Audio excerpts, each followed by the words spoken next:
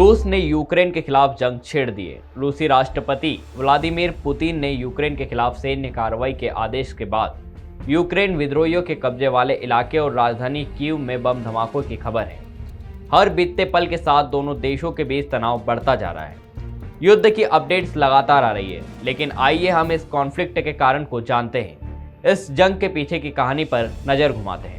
इस कॉन्फ्लिक्ट में सबसे बड़े सवाल यह है कि पुतिन क्या वाकई रूस को सोवियत संघ जैसी महाशक्ति बनाना चाहते हैं या मास्को की सत्ता पर अपना 23 साल पुराना कब्जा पुख्ता करना चाहते हैं। क्या वाकई एक सुरक्षित रूस के लिए यूक्रेन को नाटो से दूर रखना ही उनका मकसद है। इतिहास के पेन पालते जाए तो 1991 में सोवियत संघ के बिखरने के बाद बने यूक्रेन को शुरू से ही रूस अपने पाले में करने की कोशिश करता आया है। हालांकि यूक्रेन रूसी प्रभुत्व से खुद को बचाए रखने के लिए पश्चिमी देशों की ओर झुका रहा।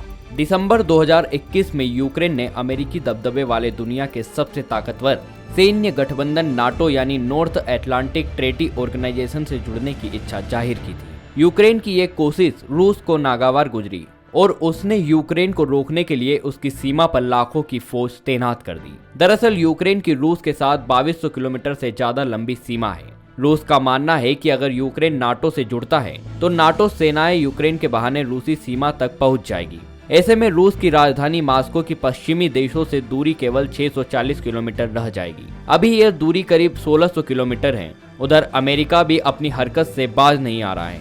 सोवियत संघ के टूटने के बाद 15 से ज्यादा यूरोपीय देश नाटो में शामिल हो चुके हैं। अब वह यूक्रेन को भी नाटो में शामिल करना चाहते हैं। इसलिए रूस चाहता है कि यूक्रेन से गारंटी दे कि वह कभी भी नाटो से नहीं जुड़ेगा।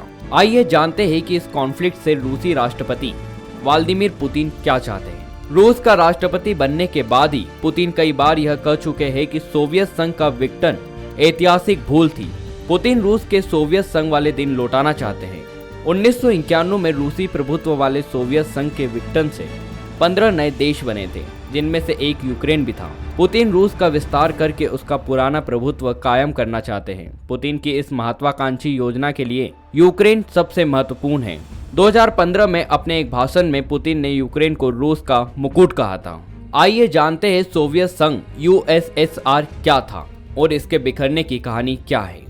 2018 में पुतिन से एक पत्रकार ने पूछा था कि आप अपने देश के इतिहास में किस घटनाक्रम को पलट देना पसंद करेंगे। तब मानो पुतिन इस सवाल के लिए पहले से तैयार थे। उन्होंने फौरन 6 शब्दों से एक लाइन में कहा, the collapse of the Soviet union. Putin कई मौकों पर कह चुके हैं कि अगर वह कर सकते हैं तो यूएसएसआर के विघटन की कहानी को पलट कर रख देते। 1922 में अस्तित्व में आया यूएसएसआर 20वीं सदी का शक्तिशाली समाजवादी ताकत था। विज्ञान, इतिहास, अर्थव्यवस्था में सोवियत संघ अव्वल था। सोवियत संघ, जिसका औपचारिक नाम सोवियत समाजवादी गणतंत्रों का संघ था, यूरेशिया के बड़े भूभाग पर विस्तृत एक देश था जो 1922 से 1992 तक अस्तित्व में रहा और यहाँ संघ साम्यवादी पार्टी द्वारा शासन किया जाता था। संवैधानिक रूप से सोवियत संघ 15 स्वशासित गणतंत्रों का संघ था, लेकिन वास्तव में पूरे देश के प्रशासन और अर्थव्यवस्था पर केंद्रीय सरकार का कड़ा नियंत्रण रहा।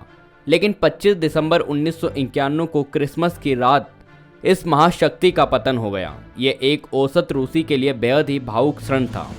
विश्व के इस सबसे बड़े देश का विभाजन हो गया। इस पीड़ा की गहराई आप महसूस करना चाहते हैं तो 1947 में भारत के बंटवारे का दृश्य याद कर लीजिए। अक्टूबर 1952 में जन्मे पुतिन तब 39 साल संवेदनशील और राजनीतिक रूप से चैतन्य और परिपक्व युवा थे। उस समय उन्होंने सोवियत संघ को 15 देशों में बंटते देखा। ब्यूरो रिपोर्ट, मृदुभाषी न्यूज। वीडियो को लाइक करें, शेयर करें। मृदुभाषी से जुड़ने के लिए चैनल को सब्सक्राइब करें। खबरों के नोटिफिकेशन के लिए बेल आइकन दबाना ना भूलें।